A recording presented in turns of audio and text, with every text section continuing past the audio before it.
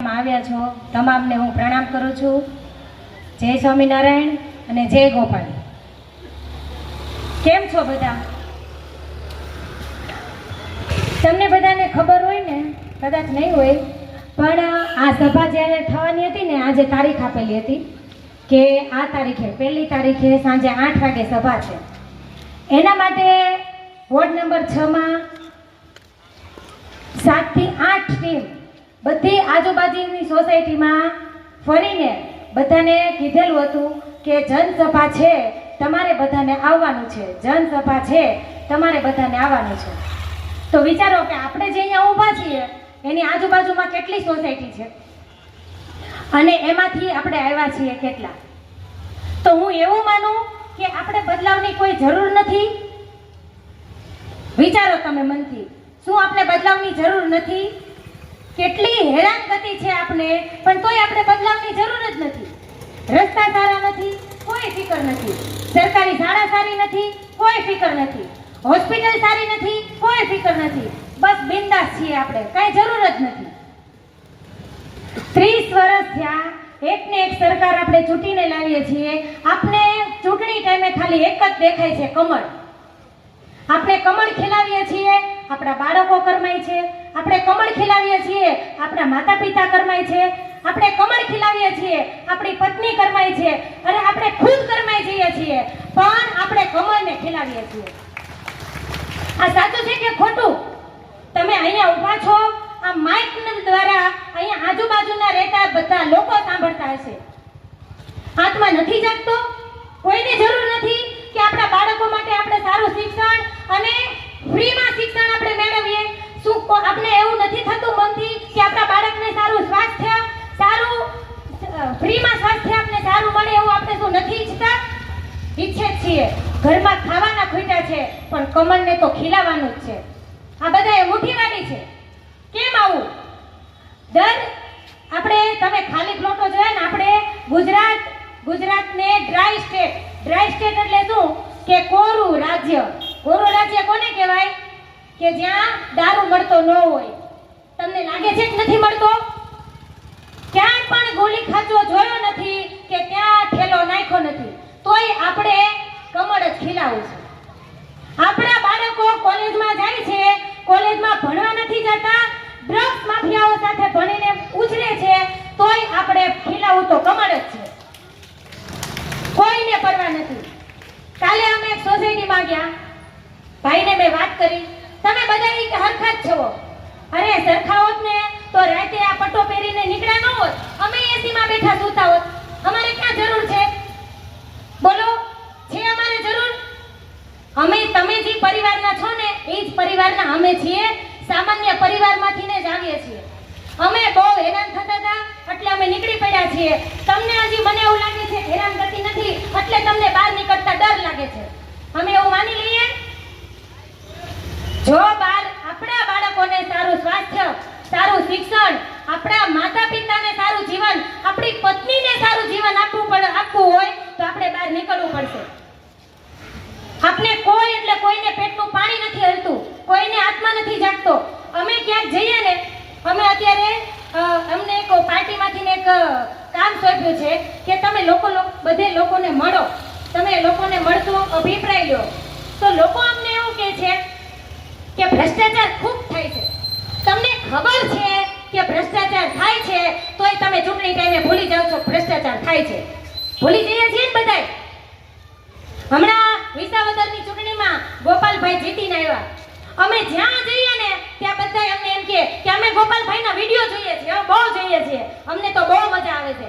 ગોપાલભાઈના video જોવાથી ને કાંઈ નહીં થવાનું, કાંઈ નથી થવાનું। ગોપાલભાઈના વિડિયો જોઈએ, તમારા બાળકને સારું શિક્ષણ નહીં મળી જાય, તમને રોડ રસ્તા સારા નહીં મળી જાય, તમને સારું સ્વાસ્થ્ય નહીં મળી જાય, એના માટે તમારે જ બહાર નીકળવું પડશે। આ માનો છો કે નથી માનતા? અમે 2-5 જણા, અમે મુઠ્ઠીભર માણસો છીએ, અમે જાજા નથી। બધાને એમ છે કે આમ આદમી પાર્ટી તો હવે શું કરીને બતાવશે, શું કરીને બતાવશે। અમારે કરીને બતાવવું છે, પણ એમાં તમારે થોડોક સાથ અમારે જોઈએ છીએ। હું વોર્ડ નંબર 7 ની કોર્પોરેટર છું। આજે મને કહેતા અતિશય દુઃખ થાય છે, જે કમળને તમે દર વખતે 5 વર્ષે ખીલાવો છો ને ઈ ભાજપ સરકાર 30 વર્ષ થયા ચૂંટાઈને અમે મોકલતા હતા. હું ખુદ આપતી હતી પણ ત્યારે મને ખબર નહોતી. 30 વર્ષથી આપણે ચૂંટીને લાવીએ છીએ. મને કહેતા અતિશય દુઃખ થાય છે કે વોર્ડ નંબર 7 માં સારું એક આરોગ્ય કેન્દ્ર નહોતું. ઈ વોર્ડમાં હું હતી. અત્યારે અમે વોર્ડ નંબર 7 માં આરોગ્ય કેન્દ્ર લઈને આવ્યા. હમણાં આરોગ્ય કેન્દ્રનું ખાતમુહૂર્ત થવાનું છે. વોર્ડ નંબર 7 માં 8 પછીનું જે મોટું ધોરણ હોય એને સુમન શાળા કહેવામાં આવે. સુમન શાળા નહોતી, અમે સુમન શાળા લાવ્યા. હવે અમારે મોટો થશે ને બાળક તોય સરકારી શાળામાં જ ભણશે. સારું એવું બાળકો રમી શકે એવું સ્પોર્ટ ગ્રાઉન્ડ નહોતું, એ સ્પોર્ટ ગ્રાઉન્ડ લઈને આવ્યા.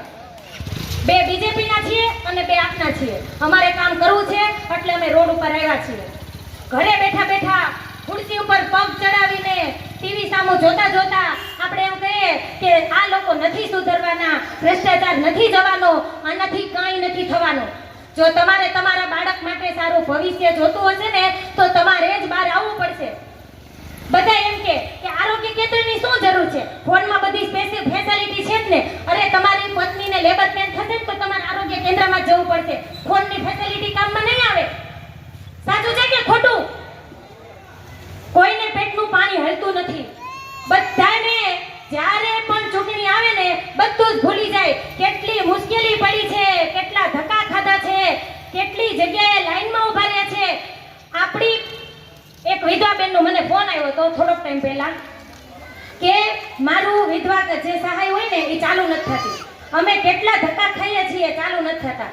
આધાર કાર્ડ માટે કેટલા ધક્કા થઈએ છીએ તો ચાલુ નથી થતા, કામ નથી થતું. અમને રાશન કાર્ડ અમારું ચાલુ નથી થતું. પણ આપને ખબર જ છે ચાલુ નથી થતું. દિલ્હીમાં કેવી સરકાર બનાવી હતી કે સરકારે કોઈ પણ માણસ જે સરકારી કામ કરતો હોય ઈ તમારે આધાર કાર્ડ કઢાવવું છે, એક નંબર વાયરલ કરેલો હતો. એ નંબર તમે દબાવો, માણસ આવી તમારા ડોક્યુમેન્ટ લઈ જાય અને 15 દિવસની અંદર તમારી ઘરે આધાર કાર્ડ આવી જાય. હવે આવી સુવિધા હોય તો તમે ધક્કા ખાવા પડે, પણ આપણે એ સુવિધાની જરૂર નથી. આપણે તો કમળ જ ખીલાવું. આપણે નેતાઓના ઘર મોટા કરવા છે. આપણે ભલે છોકરા આવડી ચડીમાં ભરતા હોય ઈ ચાલશે, પણ આપણે તો કમળ જ ખીલાવું છે. આવું બધું આપણે વિચારીએ છીએ ને, આપણે કોઈ ફરક પડતું નથી, પેટનું પાણી હલતું નથી. અને જ્યારે આપણે બટન દબાવીએ ત્યારે આપણો આત્મા જાગતો નથી. આત્માને જગાડવો પડશે. આપણે બાળક માટે, આપણા પરિવાર માટે, આજુબાજુમાં રહેતા લોકો માટે, બધાને માટે સમાજનો અગ્રણી હોય, સમાજ માટે બધું જ કરતો હોય, પણ તોય એ આ સરકારથી છુટકારો આપી શકતો નથી.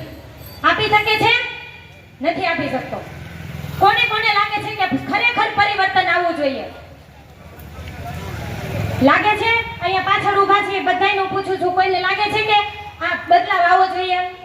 તો બદલાવ ખાલી અમારા આટલા સ્ટેજ ઉપર બેઠા કે અહીંયા જે આગળ બેઠા છે ને એનાથી નહીં થાય. તમારે બધાનો જ અમારે સાથ સહકાર જોશે. તમે જે કોઈ અહીંયા આવ્યા છો, મને ખબર છે કે તમારા આજુબાજુ વાળો નહીં આવ્યો હોય, આજુબાજુમાં જઈ એને પણ કહેજો. ખાલી વિડીયો જોવાથી ને કાંઈ નહીં થાય. આપણે આગળ આવવું પડશે. જ્યારે પણ ચૂંટણી આવશે ત્યારે યાદ રાખવું પડશે કે આપણો બાળક, આપણા માતા પિતા, આપણી પત્ની, ખુદ આપણે કેટલા હેરાન થઈએ છીએ. આ યાદ રાખવું પડશે અને આપનું બટન દબાવવું પડશે. તો જ આપણે આ ભ્રષ્ટાચાર મુક્ત ભારત આપણે જોઈ શકશું. માનો છો ને? તો આજ વખતે 2 મુઠ્ઠી વાળીને બોલો કે અમે તમારી સાથે છીએ, અમે તમારી સાથે છીએ. અને આવી જ રીતે બંધ મુઠ્ઠી વાળી અને ચૂંટણી સમયે તમારા આજુબાજુમાં લોકોને જણાવજો કે આપણે આમ આદમી પાર્ટીની સરકાર બનાવી છે. આ સાથે હું વિરમું છું. જય હિન્દ, જય ભારત. ભારત માતા કી